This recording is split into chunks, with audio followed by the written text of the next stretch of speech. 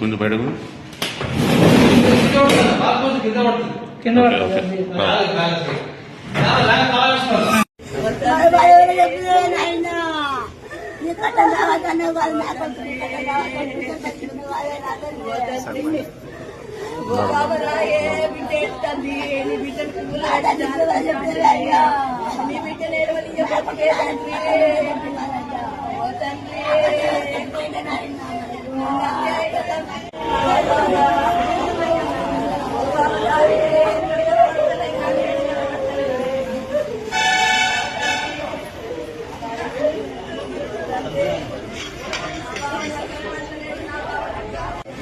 నా భర్త ఎవరితో నొల్లులు పెట్టుకోలేడు, చేయలేడు.